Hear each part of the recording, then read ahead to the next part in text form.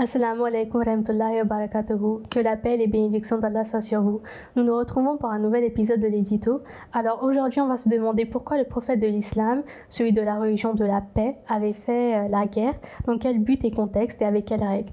C'est une question qui m'intéresse également et je pense que plusieurs de nos téléspectateurs se la posent également. Donc cette émission me sera autant instructive qu'elle le sera pour vous tous. L'article que nous avons choisi pour donner suite à cette émission se nomme « Si l'islam est une religion pacifique, pourquoi le prophète Mohammed, que paix et salut soit sur lui, a-t-il mené des guerres ?» qui a été écrit par Zafir Mahmoud Malik. Nous avons donc sur le plateau Madame Rola Ahad. Alors vous êtes secrétaire des Nasirat, c'est-à-dire des jeunes filles âgées de 7 ans à 15 ans. Assalamu alaikum wa rahmatullah. Wa alaykoum salam wa rahmatullahi wa barakatuh. Et nous avons virtuellement Madame Anila Anes, qui est la présidente du secteur d'Hauts-de-France. Assalamu alaikum wa rahmatullahi wa barakatuh. Assalamu alaikum wa rahmatullahi wa barakatuh. Je vais commencer par vous, Anila. Je vais vous poser la question suivante, qui est assez générale pour commencer cette discussion. Quelles ont été les grandes guerres que les musulmans ont luttées? Donc en fait, la bataille de Badr était la première grande guerre contre les Mécois, plus précisément les Quraysh. Ils comptaient 1000 combattants entièrement équipés, dont 700 chameaux et 100 chevaux. Et en comparaison, les musulmans étaient à peine plus de 310, avec 70 chameaux et 2 chevaux. Et leurs provisions étaient si rares que seuls 6 ou 7 musulmans étaient revêtus d'une armure. Et en toute logique, cette bataille aurait dû être remportée par les idolâtres qui étaient 3 fois plus nombreux que l'armée musulmane et bien supérieure en termes d'équipement militaire. Cependant, Dieu le Tout-Puissant avait déjà promis en fait aux musulmans de leur accorder la victoire. Et c'est exactement ce qui s'est passé. Et si les musulmans avaient été déterminés à faire la guerre, ils auraient eu en fait l'occasion de lancer une attaque contre les Quraysh après cette victoire décisive. Alors, il me semble qu'il y avait une autre guerre qui a été combattue par les musulmans pour une raison similaire que la première guerre. Mais en fait, ce sont les Quraysh qui, cherchant à se venger de la perte de Badr, avaient en fait marché à nouveau sur Médine avec une armée de 3000 guerriers, dont 700 étaient en armure. Et ils avaient en fait 200 chevaux et 3000 chameaux. Et cette bataille est connue sous le nom de la bataille d'Uhud. Les musulmans en fait avaient dû une fois de plus se défendre, sinon l'islam aurait été anéanti. Et l'armée musulmane quant à elle ne comptait que 700 hommes, dont 100 seulement étaient couverts d'une armure, et l'armée entière en fait ne possédait pas plus de 2 chevaux. Et en fait, dans toutes les guerres où les musulmans ont dû se battre, ils étaient largement inférieurs en nombre. À l'exception en fait de la bataille de Hunayn. Il est donc faux de prétendre que les musulmans ont activement mené une guerre contre tout adversaire non musulman. Jazakallah Anila pour votre réponse. Donc maintenant, Rola, je me tourne vers vous pour avoir la réponse à la question suivante qui est quelles étaient en fait les motivations, les raisons concrètes de faire en fait la guerre alors à l'époque de notre prophète, le prophète de l'islam, alors que lui en fait il répandait la paix dans le monde. Oui, alors d'abord on va se resituer dans le contexte de l'époque et il faut savoir qu'après avoir commencé sa mission d'inviter les gens à l'islam, le saint prophète Mohammed sallallahu alayhi wa sallam a prêché à la Mecque pendant près de 13 ans. Et pendant cette période, la plupart des chefs de la tribu Quraysh l'ont rejeté. Et donc ils ont commencé à le persécuter, le saint prophète sallallahu alayhi wa sallam, et aussi ses disciples. Et à tel point que certains d'entre eux ont dû émigrer en Abyssinie pour chercher la protection d'un roi chrétien. Les Quraysh, en fait, ils battaient et torturaient les petites communautés de musulmans et ils faisaient aucune distinction entre les classes et les liens familiaux. Et aussi les Quraysh, ils avaient même imposé des sanctions sévères aux musulmans pendant plus de 2 ans. Et donc c'est ça qui a poussé les musulmans à émigrer, et jusqu'au point où ils mouraient de faim aussi à cette époque. Et finalement, quand Dieu leur a ordonné d'émigrer, les musulmans ont commencé une nouvelle vie dans la ville de Médine, qui est située à quelques centaines de kilomètres de la Mecque. Mais bien que les idolâtres de la Mecque avaient réussi à chasser les musulmans de la ville, ils n'étaient pas satisfaits. Ils voulaient absolument anéantir l'islam une fois pour toutes. Et donc ils sont arrivés sur Médine, et sans aucune provocation, mais avec une armée bien équipée de 1000 hommes. Et c'est à cause de cette attaque non provoquée que Dieu a permis aux musulmans de prendre les armes pour se défendre. Donc c'est bien, faut clarifier que c'est vraiment pour se défendre. Et ainsi, le premier verset qui a été révélé à cet égard est le suivant que je vais lire, c'est le verset 40 du chapitre 22. « La permission de combattre est accordée à ceux contre qui la guerre est faite, parce qu'ils ont été injustement traités et Allah a assurément le pouvoir de les aider. » Jazakallah. Et donc justement, pouvez-vous nous clarifier la raison que Dieu a donnée aux musulmans pour se combattre? Pardon, là je vous ai coupé. La raison de ceci, en fait, elle est clarifiée dans le verset suivant. Ceux qui ont été injustement chassés de leur habitation seulement parce qu'ils ont dit « Notre Seigneur est Allah ». Et si Allah n'avait pas permis aux hommes de repousser les transgressions des autres, assurément auraient été démolis les cloîtres et les églises et les synagogues et les mosquées où le nom d'Allah est souvent mentionné. Et Allah aidera assurément celui qui l'aide, et Allah est en vérité fort et puissant. Donc finalement, en fait, ces guerres, elles étaient permises aux musulmans pour pouvoir se protéger des guerres, disons plutôt des attaques offensives des Quraysh. Oui, en effet. En fait, ce verset, donc, il explique bien pourquoi le saint prophète Mohammed sallallahu alayhi wa sallam a toujours levé son épée pour combattre. Et c'était jamais pour gagner un territoire ou pour répandre sa religion par la force, mais il s'agissait plutôt de se défendre et de sauver l'islam de l'extermination et d'établir une liberté de religion et de penser pour toutes les personnes de toutes les religions.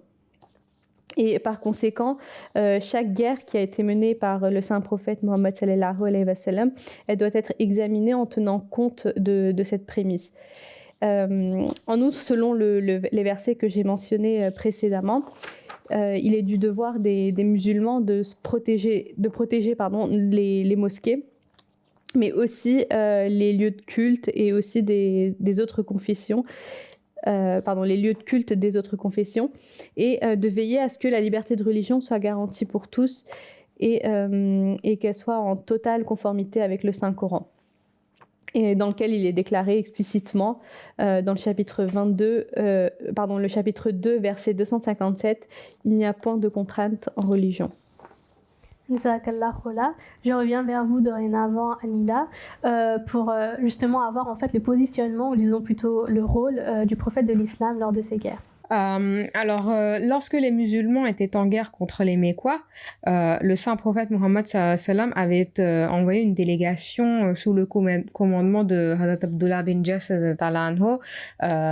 pour obtenir des informations sur les activités des Mécois. Une mission de renseignement si proche de la Mecque était en fait une affaire délicate, et le saint prophète Mohammed sallam ne leur avait même pas en fait révélé où ils allaient.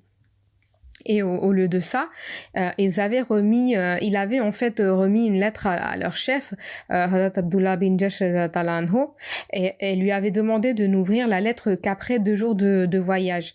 Et en fait, lorsqu'ils étaient arrivés près de la Mecque, une caravane de Quraysh les avait repérés et une altercation avait éclaté.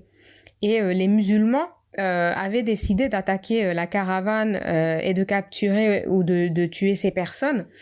Et en fait, de ce groupe, 1 était tué et 2 avaient été prisonniers. Mais un 4e en fait avait échappé. Et ce groupe de musulmans s'était retourné à Médine avec le butin de la guerre. Et lorsque le saint prophète Mohammed sallallahu alayhi wa sallam avait appris ce qui s'était passé, il a déclaré, je cite ces paroles, que vous pouvez les trouver dans Tarikh al-Rusul wa al-Muluk. Je cite: je ne vous ai pas donné la permission de combattre pendant le mois sacré. Quelle était la réaction du prophète de l'islam face à cette violence non permise? Donc en fait, il avait ensuite refusé de prendre quoi que ce soit du butin de guerre. Les récits ci-dessus montrent également que les musulmans étaient mal équipés pour la guerre et manquaient de provisions. Et toute provision aurait donc été la bienvenue dans des circonstances normales. En outre, les musulmans étaient activement en guerre contre les Quraysh, mais la moralité élevée et le sens de l'honneur du saint prophète Mohammed sallam étaient tels qu'il a refusé en fait d'accepter quoi que ce soit du butin, car il ne leur avait jamais ordonné de se battre. Et il s'agit en fait d'une approche complètement différente du célèbre proverbe. Je cite le proverbe: tout est juste en amour et en guerre. Et en fait, le saint prophète Mohammed sallam était si particulier sur la conduite de la guerre que chaque fois qu'il envoyait un contingent, il le conseillait en disant, je cite ses paroles: ô vous musulmans, partez au nom d'Allah et faites le djihad avec l'intention de protéger la religion.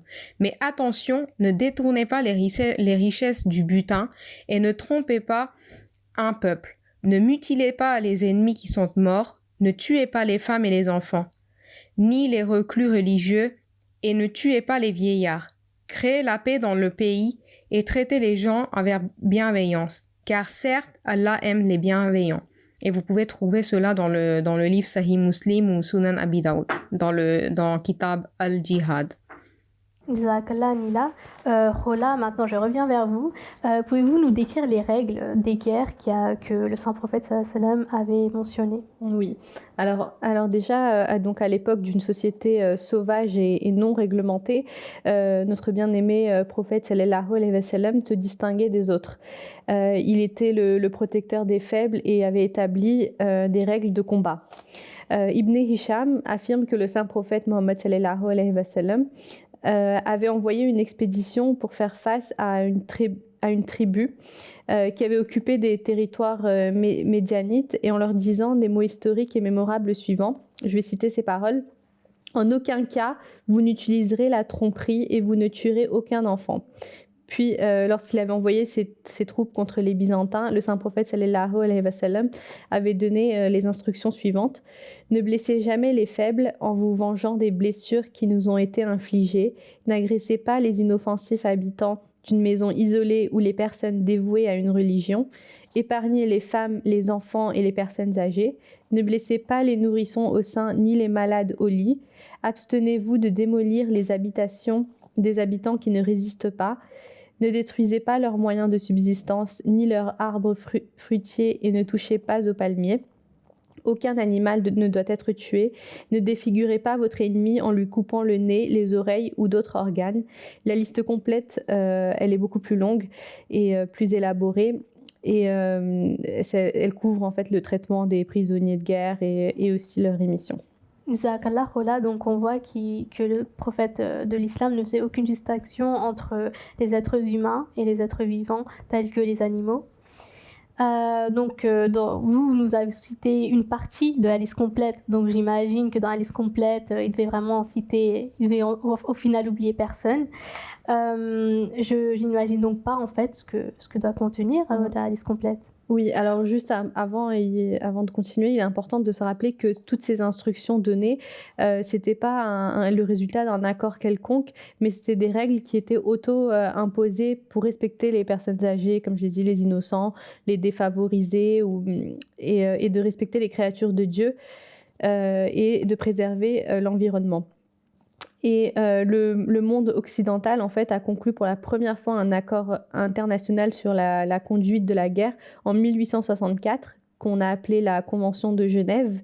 Et elle a été ratifiée en 1906.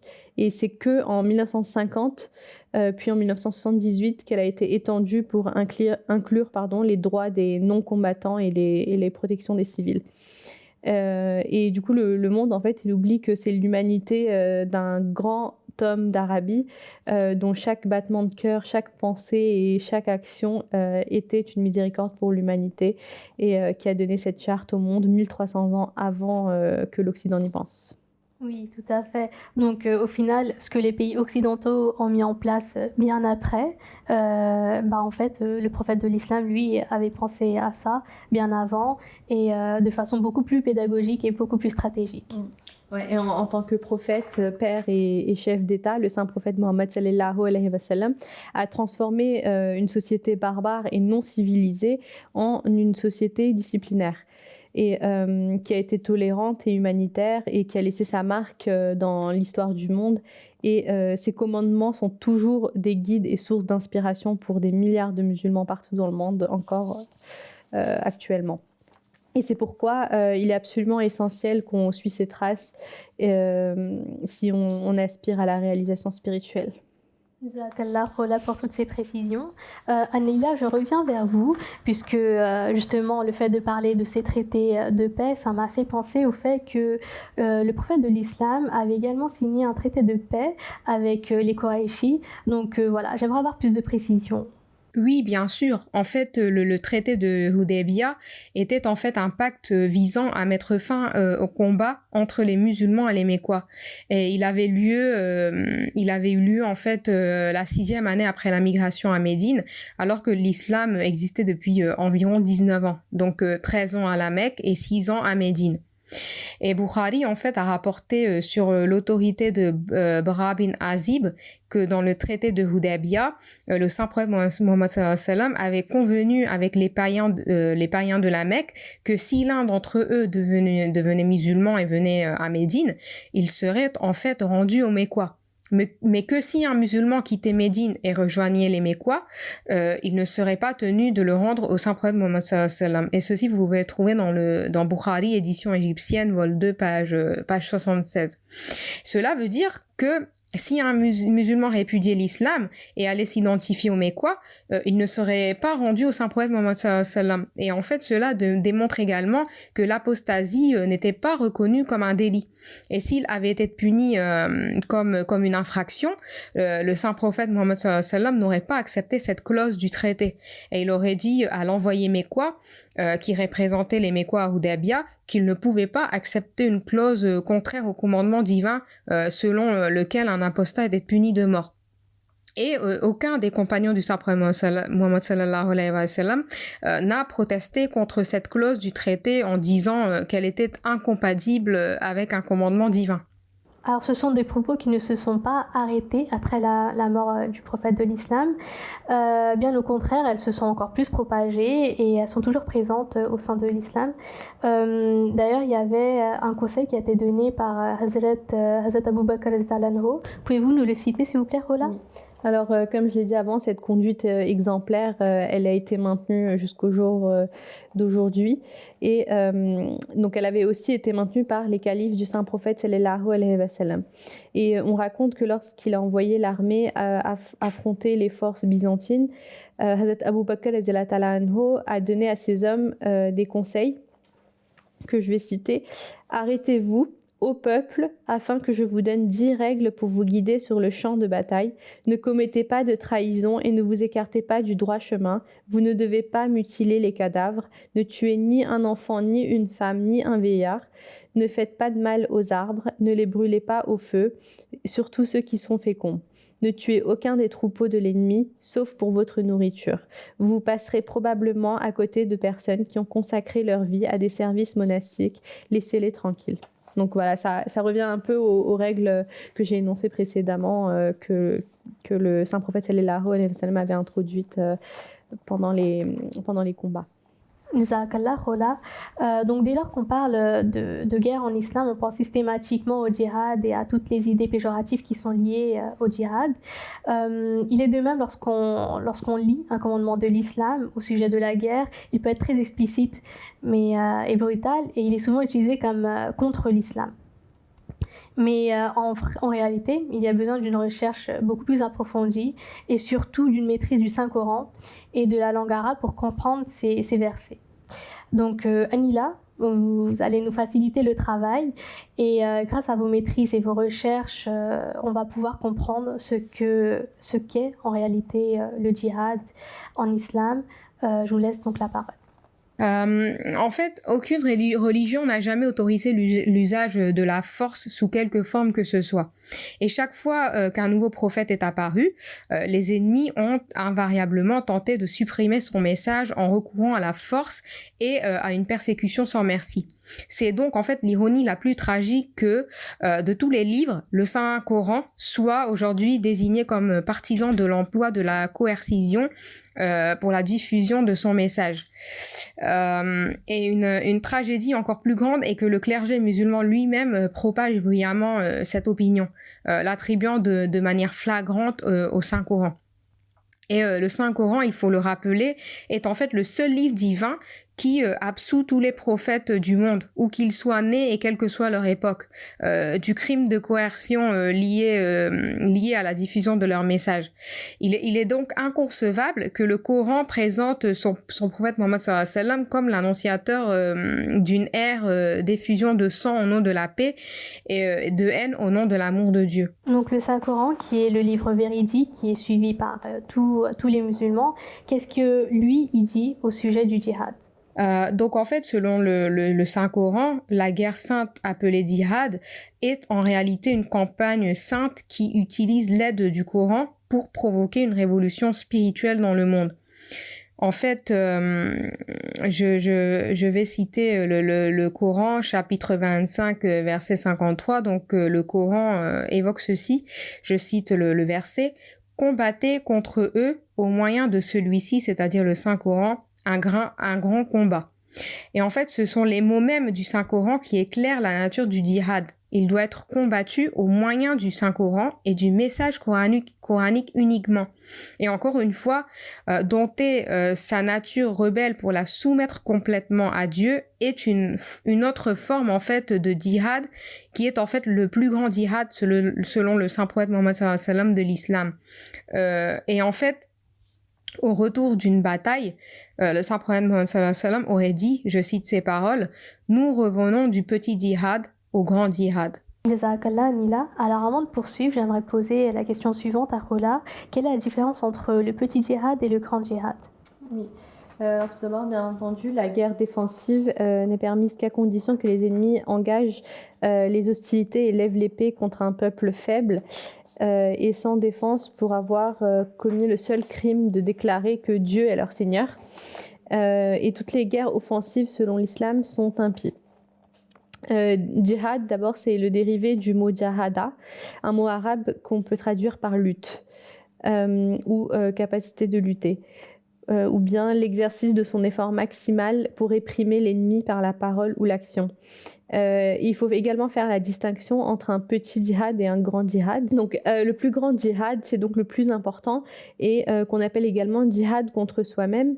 Donc, c'est-à-dire que c'est une lutte pour soumettre son propre ego contre les inclinations et les tendances mauvaises. Donc, il s'agit d'un effort spirituel pour atteindre la proximité de Dieu. Ensuite, il y a le petit djihad, qui lui est un combat d'autodéfense contre un ennemi qui a lancé une attaque.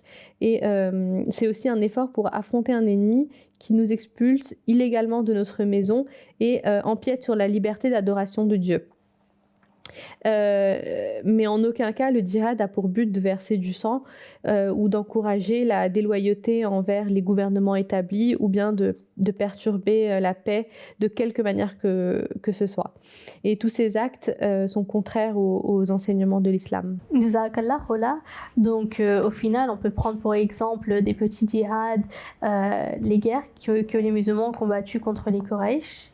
Est-ce exact, Anila ? Donc en fait, selon les enseignements islamiques, il existe 3 principaux types de djihad qui visent tous à établir et à promouvoir la paix dans la société, comme expliqué ci-dessous. Donc premièrement, il y a le djihad akbar, c'est-à-dire le djihad de l'ordre le plus élevé. Et en fait, il s'agit du djihad, c'est-à-dire de la lutte pour la transformation de soi. Et en fait, la lutte est menée contre nos propres tentations telles que l'avidité, la luxure et les autres tentations du monde, etc. Et il s'agit en fait du voyage d'une personne d'un état d'existence animale, c'est-à-dire vivant pour la gratification ou le gain immédiat, à un état où sa psyché est suffisamment disciplinée pour exercer un contrôle moral. Et ce type de djihad est obligatoire pour tout musulman tout au long de sa vie. Deuxièmement, il y a le djihad kabir, c'est-à-dire le djihad majeur. Et il s'agit en fait du djihad de la propagation de la vérité, c'est-à-dire le message du Saint-Coran. Et le Saint-Coran nous ordonne également de diffuser ce message avec sagesse, tolérance et respect des autres et de leurs croyances. Et Allah dit dans le Saint-Coran, dans le chapitre 16, verset 126, je cite, « Appelle à la voix de ton Seigneur avec sagesse et une bonne exhortation. » Ensuite, Allah dit dans le Saint-Coran, chapitre 6, verset 109, je cite, « Et n'injurie pas ceux qui l'invoquent en dehors d'Allah, de peur qu'ils injurient Allah par dépit dans leur ignorance. C'est ainsi que nous avons fait paraître équitable ce qu'ils ont fait à chaque peuple. Puis, c'est vers leur Seigneur qu'ils reviendront, et il les informera de ce qu'ils faisaient. » Donc en fait, il interdit l'usage de toute contrainte ou force. Et donc Allah dit dans le Saint-Coran, chapitre 2, verset 257, je cite, « Il ne devrait y avoir aucune contrainte dans la religion. Certes, le bien s'est distingué du mal. Ainsi, quiconque refuse de se laisser guider par les transgresseurs et croit en Allah a certainement saisi une anse solide qui ne connaît pas de rupture. Et Allah est audient et omniscient. » Et donc, selon le Coran, toute personne qui consacre son temps, ses efforts, sa richesse ou son savoir à la cause de la justice pratique, donc le djihad est kabir. Et en fait, cette pratique est également obligatoire pour tous les musulmans. Ensuite vient le troisième djihad qui s'appelle le djihad et asghar, c'est-à-dire le djihad de l'ordre inférieur. Et il s'agit en fait du djihad d'une bataille défensive. Le Coran en fait a clairement limité ce type de djihad à certaines conditions tout en interdisant bien sûr toute transgression. Et donc en fait la bataille ne peut être que défensive et non offensive. Et par rapport à ça, Allah dit dans le Saint-Coran, dans le chapitre 2, verset 191, je cite le verset, « Et combattez dans la cause d'Allah contre ceux qui vous combattent, mais ne transgressez pas. Certes, Allah n'aime pas les transgresseurs. » Donc en fait, les musulmans doivent avoir été confrontés à l'oppression dans la pratique de leur religion et à une menace pour leur vie. Les musulmans doivent avoir été chassés de leur maison et l'enseignement est de quitter en fait d'abord l'endroit où l'oppression a lieu. Et si l'oppresseur attaque les musulmans pour les empêcher de pratiquer leur religion dans leur nouvelle demeure et menace également leur vie, ce n'est que dans ces circonstances que les musulmans en fait sont autorisés à prendre les armes dans une bataille défensive. Il existe des directives claires sur ce qui peut et ne peut pas être fait dans une bataille menée par les musulmans et Rola en a déjà parlé précédemment. Jazakallah Anila pour toute cette clarté. Donc on voit en effet que le djihad tel qu'il est perçu de nos jours n'a rien à voir avec les enseignements du prophète de l'islam. Rola, avez-vous quelque chose à ajouter ? Alors, il est très clair que l'objectif d'une telle bataille, c'est toujours de restaurer la paix et non de promouvoir l'agression. Et il est important de noter que le début d'une telle bataille n'est pas entre les mains des musulmans et ne peut être initié que par un oppresseur remplissant les conditions susmentionnées que j'avais mentionnées tout à l'heure précédemment. Et la vie entière du saint prophète Mohammed sallallahu alayhi wa sallam en fait avait été consacrée au djihad. Il n'a consacré que 4 mois à des batailles défensives dont la cause et l'objectif sont incontestables. Donc, comme je l'ai dit avant, il a passé les 13 premières années de sa prophétie à la Mecque en s'efforçant de diffuser le message du Saint-Coran contre une oppression intense et féroce, mais il a jamais levé le petit doigt en réponse.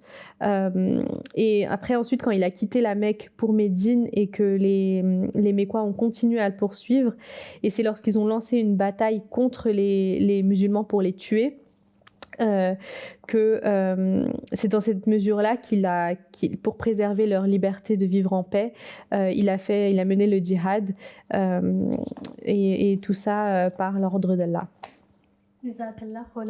Donc Anila, je reviens vers vous pour cette dernière question. J'aimerais en fait avoir votre argument quant à ces personnes qui pensent que l'islam est une religion de guerre, d'haine. Qu'avez-vous à leur dire? Et également que le mot djihad signifie d'être offensive et tuer des personnes innocentes. En fait, il y a une technique courante de ceux qui critiquent l'islam qui consiste en fait à utiliser des versets versets isolés du Saint-Coran hors de leur contexte pour montrer que ce verset ont été utilisés par des organisations terroristes pour justifier leur activité djihadiste. Et comme il existe un certain nombre de versets qui peuvent être présentés, moi je vais en choisir un à titre d'exemple, un verset qui est couramment utilisé et qui se trouve dans le chapitre 2. Je vais citer ce verset. « Tuez-les partout où vous les rencontrerez et chassez-les d'où ils vous ont chassés, car la persécution est pire que la mort. Et ne les combattez pas dans la mosquée sacrée, ni près d'elle, avant qu'ils ne vous y combattent. Mais s'ils vous combattent, alors combattez-les, telle est la rétribution des mécréants. » Donc en fait, en lisant ce texte seul et sans contexte, il peut sembler très explicite. Le récit de la propagande est que ce verset signifie la permission absolue pour les musulmans de tuer tous les non-croyants où qu'ils se trouvent. Mais si telle est la signification supposée de ce verset, la question se pose alors de savoir pourquoi 99,9% des 1,6 milliard de musulmans dans le monde choisissent de ne pas agir en fonction de ce verset et de vivre pacifiquement dans chaque société. Il existe vraisemblablement une autre explication. En réalité, cette interprétation découle d'un manque de compréhension de l'idiome coranique et aussi de la langue du Saint-Coran. Le pronom arabe « hum », qui signifie « eux », fait référence à quelque chose ou quelqu'un qui a déjà été mentionné précédemment dans le Saint-Coran. Et donc, il faut examiner le verset précédent. Donc, je vais citer le verset précédent. Allah dit « Et combattez dans le sentier d'Allah contre ceux qui vous combattent, mais ne transgressez pas, Allah n'aime pas les transgresseurs. » Donc, cela dissipe tout doute sur le fait qu'il puisse s'agir de quelqu'un d'autre que ceux qui ont initié le combat. Et si l'on garde à l'esprit que le premier verset concernant la guerre stipulait que les armes ne doivent pas être prises que contre ceux qui ont levé les armes pour combattre, ce verset en fait de même, la clause en fait contre ceux qui vous combattent est essentielle car elle indique que les musulmans ne sont autorisés à combattre que ceux qui sont en fait à l'origine du combat contre eux. C'est-à-dire qu'en fait la permission n'est donnée que pour une guerre défensive. Jazakallah Nida pour toutes ces précisions, c'était vraiment très clair, très limpide. Vous avez très bien contextualisé avec des preuves très concrètes. Je remercie également Khola pour votre intervention très intéressante. Je remercie l'équipe technique. On va donc se retrouver pour un nouvel épisode de l'Édito, Inch'Allah. Assalamu alaikum wa rahmatullahi wa barakatuhu.